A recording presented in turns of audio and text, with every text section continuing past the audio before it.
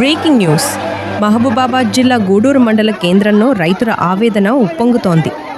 జోరు వర్షం పడుతున్నా యూరియా కోసం రైతులు పెద్ద ఎత్తున క్యూల్లో నిలబడ్డారు. వర్షపు నీళ్లు జలధరించుకుంటూ తడిసి ముద్దవుతున్నా ఎరువు కోసం క్యూలో నిలబడి ఉన్న రైతుల దృశ్యాలు కలచివేస్తున్నాయి.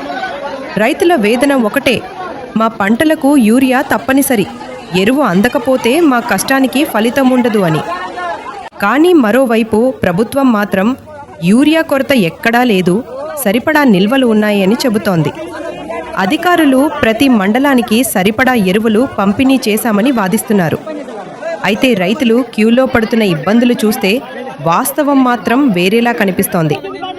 ఉదయం నుంచి నిలబడి ఎరువు కోసం వేచి చూసిన రైతులు చివరికి అది దొరుకుతుందో లేదో తెలియని పరిస్థితి.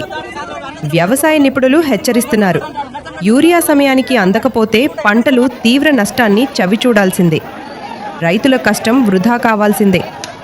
ఇంతలోనే కొందరు రాజకీయ నాయకులు కూడా స్పందించడం ప్రారంభించారు. కొందరు ఎమ్మెల్యేలు మా దృష్టికి ఎలాంటి సమస్య రాలేదు అని చెబుతుంటే రైతులు మాత్రం వేరే కథ చెబుతున్నారు. రైతుల డిమాండ్ స్పష్టంగా ఉంది. వెంటనే ఎరువుల సరఫరా పెంచాలని, వర్షంలో నిలబడి తిప్పలు పడే పరిస్థితి తొలగించాలని. బ్రేకింగ్ న్యూస్ ముగింపు ఒకటే, వర్షం, గాలి, ఎండ, రైతు కష్టమే ఎక్కువ. యూరియా కోసం పడుతున్న తిప్ప